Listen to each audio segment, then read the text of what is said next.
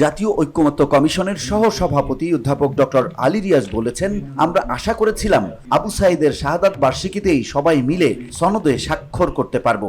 সেটা কতটা সম্ভব হবে তা আপনাদের উপর নির্ভর করে। আমরা খানিকটা শঙ্কিত সে জায়গায় যাব না, তবে এটা বলতে পারি জুলাই মাসের মধ্যে এই প্রক্রিয়া একটা পরিণতির দিকে যেতে হবে। রোববার সকালে রাজধানীর ফরেন সার্ভিস একাডেমিতে কমিশনের সঙ্গে রাজনৈতিক দলগুলোর দ্বিতীয় দফার ৭ম দিনের বৈঠকের শুরুর আগে তিনি এসব কথা বলেন।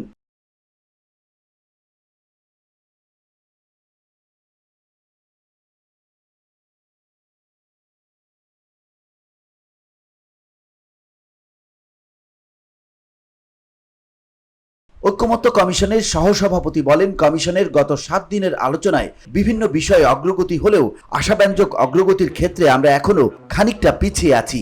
এই অগ্রগতির জায়গাটা অর্জন করা দরকার। এই কারণে আমরা কেউই চাই না আগের জায়গাটায় ফিরে যেতে। এটা আগামীকাল আগামী দিনের বিষয় নয়, এটা দীর্ঘদিনের বিষয়।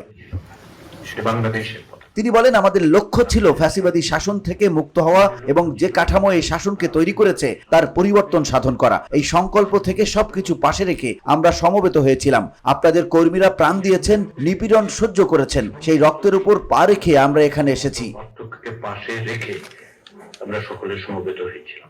তিনি আরো বলেন, কমিশন আপনাদের প্রতিপক্ষ নয়, বরং আপনাদেরই অংশ। আমরা কেবল দায়িত্ব পালন করছি।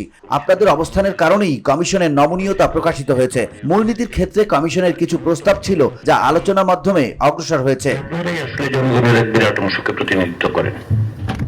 VOD Bangla news desk.